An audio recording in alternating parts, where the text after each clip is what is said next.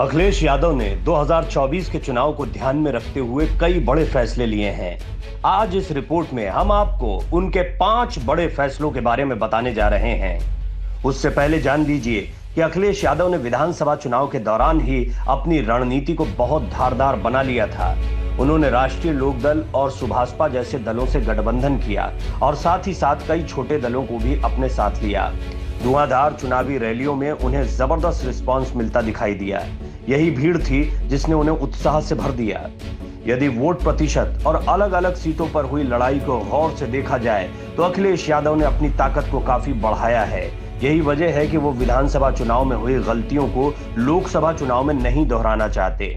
अखिलेश यादव ने 5 बातों को ध्यान में रखते हुए एक्शन प्लान बनाना शुरू कर दिया है।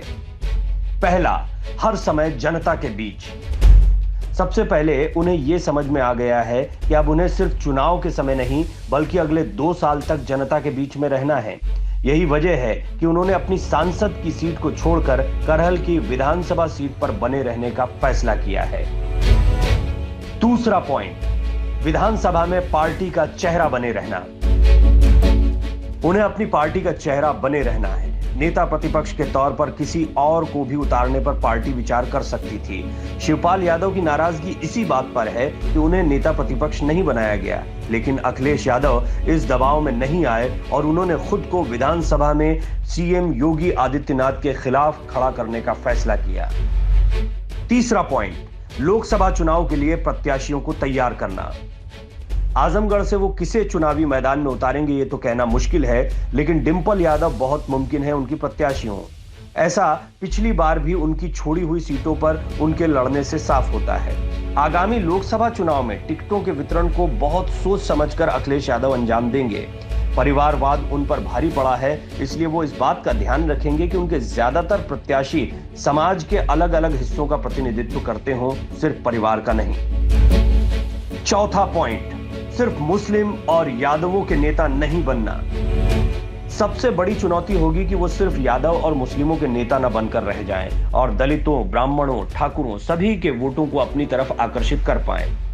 बीजेपी ने बहुत ही शानदार रणनीति बनाते हुए इन सभी वोटों को साधने में कामयाबी हासिल की। अखिलेश के पास सिर्फ यही आधार था कि दोबारा कोई मुख्यमंत्री नहीं बना है, इसलिए योगी आदित्यनाथ जी नहीं बन सकते। अति आत्मविश्वास भी कहा जा सकता है। फिर भी यदि रणनीति को और धारदार बनाया जाता तो अखिलेश यादव इन चुनाव में बड़ा उलटफेर कर सकते थे। पांचवा पॉइंट, कानून व्यवस्था को लेकर अपनी छवि को सुधारना और युवाओं को आकर्षित करना। बीते विधानसभा चुनाव में अखिलेश यादव और समाजवादी पार्टी कानून व्यवस्था को लेकर काफी विवादों में रही। बुलडोजर बाबा की छवि योगी आदित्यनाथ इसलिए गढ़ पाए क्योंकि वो माफिया के खिलाफ बुलडोजर से कार्रवाई कर रहे थे। उत्तर प्रदेश में जनता ने अपराध और माफियागिरी को नकारा है। अपने निचले स्तर के काडर पर अखिलेश यादव को काफी काम करना है और निश्चित तौर पर वो अपनी छवि को बेहतर करने का प्रयास 2024 के लोकसभा चुनाव के पहले करेंगे। खैर, उनका इंतजार बहुत लंबा नहीं होगा क्योंकि अगले 5 साल के इंतजार से पहले उन्हें 2024 के लोकसभा चुनाव में उतरना है और अखिलेश यादव के पास ये एक बड़ा मौका होगा जिसे वो बिल्कुल भी चूकना नहीं चाहेंगे। Video desk अमरउजाला.com। डाउनलोड करें अमर उजाला ऐप और पाएं खबरें लगातार।